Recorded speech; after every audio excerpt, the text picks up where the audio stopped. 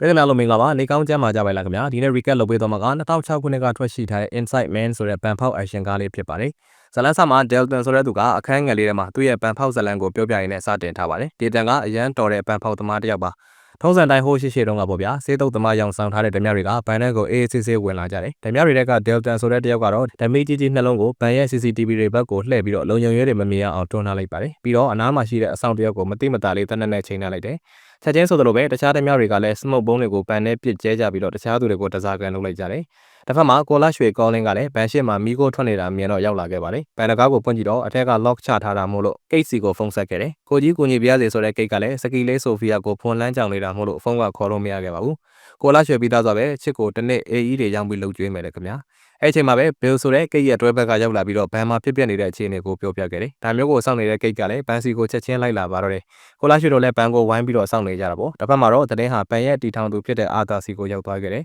ကိတ်ကလည်းဘန်စီကိုရောက်လာတော့ကော်လင်ကိုအခြေအနေမေးပြီးတော့ဓမြတွေကိုဖမ်းဖို့ပြင်ဆင်ကြတော့တယ်ဘန်နဲ့ကဓမြတွေကတော့ရဲကားအတန်တွေကြားရလေအေးအေးဆေးဆေးလှုပ်ရှားရှိတာကိုလုံနေသေးပါပဲဒေတန်ကဘန်ထဲမှာရှိနေတဲ့သူတွေရဲ့ဖုန်းနဲ့ကားတော်တွေကိုယူလိုက်ပါတယ်စတီဗီဆိုတဲ့ဓမြစကီလေးကတော့ဒဇာကန်တွေကိုကြားတစ်ဖွဲ့မှတစ်ဖွဲ့နေခိုင်းပြီးတော့အဝတ်စားတွေချုပ်ခိုင်းလိုက်တော့တယ်ပြီးတော့ဒေတန်ကမက်စ်နဲ့အဝတ်စားတွေကိုပေးပြီးတော့သူတို့လိုမျိုးဝတ်ခိုင်းလိုက်တယ်ကဲအခုဆိုရင်ဘန်ထဲမှာဓမြဘသူလဲခွဲရခတ်သွားခဲ့ပါပြီတနေရာမှာတော့ကိတ်နဲ့ဘေးတို့ကရဲမှုကြီးဂျွန်နဲ့သွားတွေ့ခဲ့ပါတယ်ဂျွန်ကလည်းသူနဲ့မစ်ချယ်ကဒါရီယက်စ်နဲ့ညစာသွားစားကြမှာမို့လို့ဘန်ကိစ္စကိုမင်းတို့ပဲကြည်ရှင်းလိုက်ဆိုပြီးတော့ပြောခဲ့တယ်ဘန်ထဲမှာဆိုရင်တော့ကင်ဂျန်အန်တယောက်အရန်တွေကြောက်နေတာမို့လို့ဒေလတန်ကအပြေကန်ထုတ်လိုက်ပါတယ်ကိုလာရွှေတွေကလည်းမဲမဲမြင်တာနဲ့ဖမ်းဟေ့ဆိုပြီးတော့ကင်ဂျန်အန်ကိုဖမ်းသွားကြပါတယ်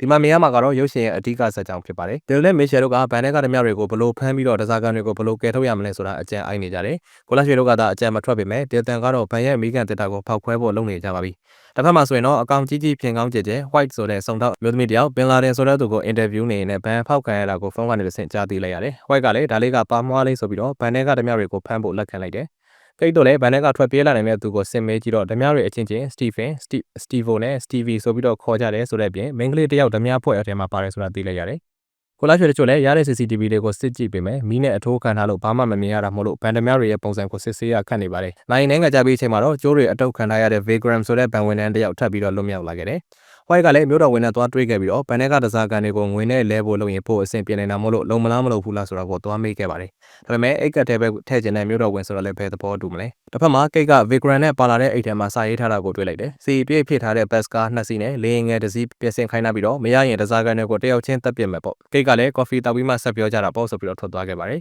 ။အချိန်ခဏကြာမှာတော့ Delton ထွက်လာပြီးတော့ကိုလာရွှေတွေကိုစားတစောင်းပေးခဲ့တယ်။ဒဇာကန်တွေအတွက်ပီဇာမှာခိုင်းခဲ့တာပါ။ကိုလာရွှေတို့ကလည်းပီဇာမှာပြီးတော့ဘူးထဲမှာအတန်ဖန်းဆက်ကိုပါတက်ပေးလိုက်တယ်။အထက်ကစကားပြောတဲ့တွေကိုပါကြားအောင်ပါ။ဒဇာကန်တွေကပတ်ဆိုတဲ့သူကစိတ်တူလာတော့မျက်နှာပေါ်ကအဝတ်ဆက်ကိုဆွဲဖက်လိုက်ပါတယ်။ဒေလတန်ကဒီကောင်ပါကောင်လဲဆိုပြီးတော့စတိုကန်နဲ့ကိုဆွဲခေါ်သွားကအပီတွဲတော့တယ်။ဘန်ထဲမှာစတီဗီကသူ့ရဲ့တနက်နဲ့လက်အိတ်တွေကိုချွတ်လိုက်ပြီးတော့ဒဇာကန်တွေအရှိကိုသွားပြီးစန့်ကိုပါတော့တယ်။စတီဗီကသူ့လဲဒဇာကန်တယောက်လိုဟန်ဆောင်နေတာပါ။စတီဗကစတီဗီကိုဒဇာကန်တွေကြားထဲထားခဲ့ပါတယ်။ပြီးတော့စတီဗီနဲ့အရက်တူတဲ့တခြားမျိုးသမီးတယောက်ကိုကြမ်းတမ်းစွာဆွဲခေါ်သွားတယ်။ဒဇာကန်တွေကလည်းသူတို့ကိုပါတခုခုလုံးမှကြောက်တော့ mask ကိုတေးချာတက်ပြီးတော့ခေါင်းပေါ်လက်တင်ပြီးတော့ငုံနေကြတော့တာပေါ့နောက်တစ်စီးမှမြင်တွေ့ရမှာကတော့ Stevie က store ကန်တနေရာမှာကျင်းတူးနေတာကိုပါဒါပေမဲ့ Stevie ကခုနက Steve ခေါ်လာတဲ့ဒဇာကန်တယောက်နဲ့ပို့ပြီးတူနေခဲ့ပါတယ်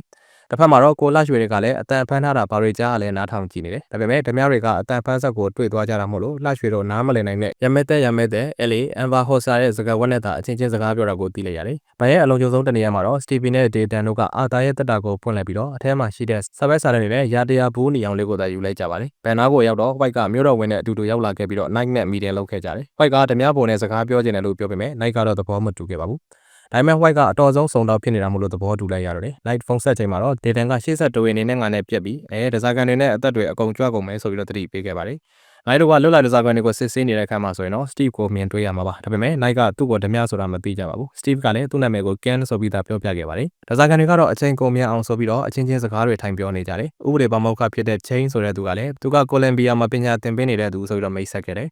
Night နဲ့ Dayton တို့ဖုန်းခေါ်လို့ရသွားတော့ White ကဖုန်းဝင်ပြောခဲ့ပြီးတော့ဘန်ဖောက်ခွဲတာဒဇာကန်တွေကိုတတ်တာမျိုးမလုပ်ရင် Dayton တို့ကိုအမှုကနေလွတ်အောင်ကူညီပေးနေတာမို့လို့လူချင်းတွေ့ပြီးစကားပြောဝင်တောင်းခဲ့တယ်Dayton လည်းသဘောတူတာမလို့ White လည်းဘန်ထဲရောက်လာတာပေါ့ White ပြောသလိုလုပ်ပေးဖို့နောက်ဆုံးတော့$2 မီလီယံနဲ့ဈေးတက်သွားကြတယ်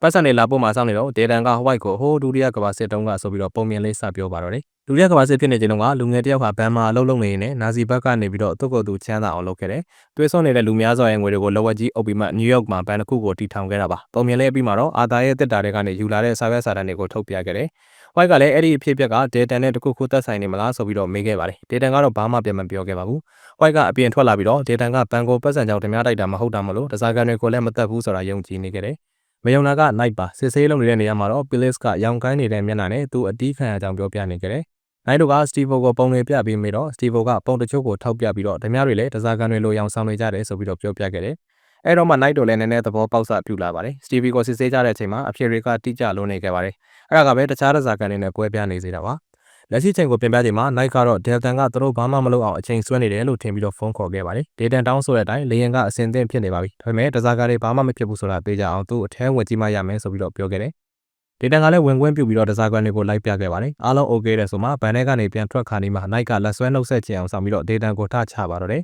။သူ့ကိုယ်သူ Jackie Chan လိုပါလို့ပါပဲ။ချက်ချင်းပဲ Steve ရောက်လာပြီးတော့ Night ကိုတနက်နဲ့ချိန်ပြီးတော့အပြင်သွားခိုင်းလိုက်ပါတယ်။ Night အပြင်ရောက်ချိန်မှာပဲဒေတန်ကတစားကန်တယောက်ကိုပြစ်တက်လိုက်ပါတော့တယ်။ Night တို့လည်းအားလုံးလန့်သွားကြတာပေါ့။နောက်ဆုံးတော့ဘန်ရဲ့တိဆောက်ပုံလမ်းကြောင်းကိုလေ့လာပြီးတော့ကိုလာရွှေတွေအကုန်လုံးဘန်ထဲကိုစီးနှင်းဝင်ရောက်ကြပါတော့တယ်။အဲ့ဒီချိန်မှာ Night တိလိုက်ရတာကဘတ်စကားနဲ့လေရင်ရှာခိုင်းတဲ့တစ်တာအောင်မှာအတန်ဖန်းဆက်တက်ထားတာကိုပါ။ဓမြတွေတကွက်ပြတာခံလိုက်ရတဲ့ Night လည်းဘန်ထဲကိုချက်ချင်းစီးနှင်းဖို့အမိန့်ပေးလိုက်တယ်။အဲ့ဒါကိုကြားတော့တဲ့ဒေတန်ကလည်းဓမြတွေခေါ်ပြီးတော့တစားကန်တွေကိုခေါ်ထုတ်သွားစေခဲ့ပါတယ်။ကိုလာရွှေတို့လာနေတဲ့လမ်းကြောင်းကိုမိခိုးပုံးတွေခွဲပြီးပိတ်လိုက်ပြီးတော့မမြင်ရအောင်လုပ်ခဲ့ပါတယ်။ဘန်ရဲ့ရှေ့တကားမှာပောက်ကွဲမှုအသေးစားလေးဖြစ်ပြီးတော့တစားကန်တွေအကုန်ထွက်ပြေးလာကြတယ်။ရဲတွေကလည်း rubber ကြီးတွေနဲ့ပစ်ပြီးတော့အကုန်လုံးကိုမှောက်ခိုင်းထားခဲ့ပါတယ်။ဘန်ထဲရောက်နေတဲ့ကိုလာရွှေတို့ကလည်းတခန့်ပြီးတခန့်ပက်ရှာကြပေမဲ့ဓမြတွေကိုမတွေးခဲ့ပါဘူး။ဘယ်တွေးမလဲဓမြတွေကတစားကန်တွေနဲ့ရောပြီးတော့အပြင်ကိုရောက်နေပါပြီ။ဘန်ရဲ့မိကန်တက်တာတွေရောက်တဲ့တနက်တွေကလည်းဘသူ့ကမှမတွေးခဲ့သလိုပတ်စံတွေလည်းတရွတ်မှပါမသွားခဲ့ပါဘူး။တနေရာမှာတော့စဲနီတွေတုတ်ထားတဲ့အဝတ်စားနဲ့အယုတ်တစ်ခုကိုပါတွေ့ခဲ့ရတယ်။အဲ့ဒါကဒေတန်ကတစားကန်ကိုတက်လိုက်သလိုဟန်ပြလုပ်ခဲ့တာပါ။ဒေတန်ကတော့ရဲတွေဘက်ကိုတွင်းထားတဲ့နှစ်ကိုရှိနေပါပြီ။အပြင်ကကိုလာရွှေတို့ကလည်းတစားကန်တွေကိုဓာတ်ပုံရိုက်ပြီးတော့နာမည်မေးတဲ့အခါမှာ Stevie ကသူ့ရဲ့နာမည်အရင် Vel ဆိုပြီးတော့ပေးခဲ့လိုက်ပါတယ်။ကိုလာရွှေတို့လည်းတစားကန်အကုန်လုံးကိုဘတ်စကားပေါ်တင်ပြီးတော့စစ်ဆေးဌာနကိုခေါ်သွားကြတယ်။ခဏကြာမှနိုင်က Cotlin ဆိုတဲ့အရာရှိတယောက်နဲ့တွေ့ခဲ့ပြီးတော့တစားကန်တွေကလည်းအကုန်လုံးမျက်နှာတွေအုပ်ထားရတာမဟုတ်လို့အချင်းချင်းမမှတ်မိကြဘူးဆိုပြီးတော့ပြောတယ်ဆိုပြီးတင်ပြကြတယ်။ Cotlin ကတော့ဖြစ်နိုင်တဲ့နည်းနဲ့ရအောင်စုံစမ်းဖို့အမိန့်ပေးခဲ့တယ်။ Night ပြန်လာချိန်မှာတော့ Cot ကဘန်ထဲကပတ်စံတပြားတစ်ချက်မှမပါသွားတာသူသိတယ်ဆိုပြီးတော့ထပြောတော့ Night လည်းအံ့အားသင့်သွားတော့တယ်။ Night လည်းပြန်စစ်ဆေးကြည့်တော့မှ Box 392ကလွှဲရင်တခြားဟာဘာမှခြေရလက်ရမပြတ်တာကိုသိခဲ့ရတယ်။ Night လည်းချက်ချင်းထပြီးတော့ White ကိုသွားတွေ့ခဲ့ပါတယ်။ White ကလည်းစောင့်ကြိုနေတော့တယ်။အချင်းချင်းတွေ့တဲ့အခါကျမှငါတို့သဘောတူထားတာမှတ်မိလားလို့မေးပြီးမှ Night ကသူ့ရဲ့ဘောပင်အတန်ဖန်းဆက်ကိုပေးခဲ့တယ်။ Night ကမြို့တော်ဝင်တို့နဲ့ကားထဲမှာမီတင်လုပ်ချိန်မှာအတန်ဖန်းထားခဲ့တာဖြစ်ပါတယ်။မြို့တော်ဝင်က White ကိုအခုကိစ္စအောင်မြင်ဘာပြစ်ချင်လဲအကုန်ပေးမယ်ဆိုပြီးပြောထားပြီးတော့မူရစ်စင်နဲ့ငွေလွှဲသုံးစားလုပ်ထားတာတွေကိုကျူးလွန်ထားခဲ့တာပါ။ Night ကလည်းဘန်မှုကအာသာနဲ့တနည်းမဟုတ်တနည်းပတ်သက်နေတာဆိုတာကိုသိနေခဲ့ပေမဲ့ White ကနောက်ဆုတ်ခိုင်းတာမလို့ဘာမှမပြောဘဲနဲ့သာပြန်လာခဲ့တယ်။ White ကလည်းအာသာစီကိုသွားတွေ့ခဲ့ပြီးတော့ဓမြတွေကဘန်ထဲမှာဘာပစ္စည်းမှမယူသွားဘဲနဲ့တစ်တာ392ကိုသာဖွင့်သွားကြောင်းပြောပြခဲ့တယ်။နာဇီလက်ထက်ကလေးကချမ်းသာခဲ့တဲ့ဂျူးလိုမျိုးတယောက်အနေနဲ့ဘန်မှာတိမ့်ထားရတဲ့မိသားစုအမွေဆိုလို့ဗာများရှိမလဲမေးတာပေါ့။အာသာဘာမှပြန်မပြောခင်မှာပဲ White ကစုံနောက်ပြီးနာဇီတွေတုံးတဲ့စိန်တွေဒါမှမဟုတ်စိန်လက်စွပ်ရှိနေတာမလား။နာဇီခဲမှာချမ်းသာအောင်ချဲရောက်လာတော့မဖြစ်နိုင်ဘူးဆိုပြီးတော့သူမရဲ့ဝန်ဆောင်မှုအတွက်ချက်လက်မှတ်တရက်ကိုတောင်းယူခဲ့ပါတယ်။ဒေတန်ကိုပြင်ပြတဲ့ဆဲမှာဆိုရင်တော့ဇလန်းဆာမှာတွေ့ခဲ့ရတဲ့အခန်းလေးထဲမှာပဲအိတ်ထဲကိုထည့်ထားတဲ့စိန်ကိုထုတ်ကြည့်နေတာကိုမြင်ရမှာပါ။အရှိကနိုင်ငံကိုတွန်းဖယ်လိုက်ချိန်မှာတော့ဘန်ရဲ့စာရွက်စာတမ်းတွေထားတဲ့အခန်းဖြစ်နေခဲ့ပါတယ်။ဒေတန်လည်းလုံခြုံရေးအောင်ဆောင်ပြီးတော့အပြင်ထွက်မဲ့လမ်းကိုလေ့လာကြည့်ခဲ့တယ်။ဘန်ရဲ့အပြင်ဘက်တနေရာကရပ်ထားတဲ့ကားပေါ်မှာဆိုရင် Kim, Chain, Vel နဲ့ Darius တို့စောင့်နေတာကိုမြင်တွေ့ရမှာပါ။ Night နဲ့ Bay တို့ဘန်ထဲဝင်သွားချိန်မှာတော့ဒေတန်ကိုဖုန်းဆက်သတိပေးလိုက်ပါတယ်။ဒေတန်ကလည်းအေးဆေးဆေးနဲ့ထွက်လာရင် Night နဲ့မတော်တဆတိုက်မိတယ်လို့တော့သတိပေးခဲ့ပါသေးတယ်။ရထားတဲ့ကားစီကိုရောက်တော့ Vel နဲ့တောင်အေးဆေးဆေးပလွတ်ပလွတ်လုပ်လိုက်ပါသေးတယ်။တခြားသူတွေနဲ့လက်ဆွဲနှုတ်ဆက်ချိန်မှာချင်းကလက်စွပ်မပါလာဘူးပဲဆိုပြီးပြောတော့ပြန်ထားခဲ့တယ်လို့ဒေတန်ကပြောခဲ့တယ်။ဘန်ထဲမှာဆိုရင် Night နဲ့ Bay တို့ကတစ်တာ392ကိုစစ်ဆေးချိန်မှာတော့လက်စွပ်လေးအပြင်ကိုမိုးတစ်ခုနဲ့စာဆောင်ကိုပါတွေ့ခဲ့တယ်။စာထဲမှာတော့ follow the ring ဆိုပြီးတော့ရေးထားခဲ့ပါတယ်။ Night တို့လည်းအာသာစီကိုသွားပြီးတော့လက်စွပ်လေးကိုပြခဲ့တယ်။ပြီးတော့ follow the ring ဆိုပြီးတော့ပြောချိန်မှာအာသာကတခုခုကိုသဘောပေါက်သွားခဲ့ပါတယ်။ရုပ်ရှင်နောက်ဆုံးအပိုင်းမှာဆိုရင်တော့ Night ကသူ့ရဲ့အတန်ဖန်းဘောပင်ကိုမြို့တော်ဝင်တဲ့ညစာအတူတူစားနေတဲ့ White ကိုပေးခဲ့ပါတယ်။အိမ်ပြန်လာတဲ့ Night ရဲ့မဟေတီလေး Sophia နဲ့ပလွတ်ပလွတ်တွေလုပ်လိုက်ကြတယ်။ White ရဲ့ကျေးဇူးနဲ့ Night လည်းအခုဆိုရင်ယာတူးတိုးသွားခဲ့ပါပြီ။အခန်းထဲရောက်တဲ့အချိန်မှာတော့သူ့ရဲ့အိတ်ကက်တဲ့ကနေအယောင်တဝင်းဝင်းလက်နေတဲ့စိန်လုံးကြီးကိုတွေ့ခဲ့ရတယ်။အခုဆိုရင်ဘန်ထဲမှာသူ့ကိုဝင်တိုက်ခဲ့တာဘာလို့လဲဆိုတာကို Night တယောက်သဘောပေါက်သွားခဲ့ပါပြီ။အဆုံးထိနားဆင်ပေးတဲ့ပြည်သူများအားလုံးကိုအထူးပဲကျေးဇူးတင်ရှိပါတယ်ခင်ဗျာ။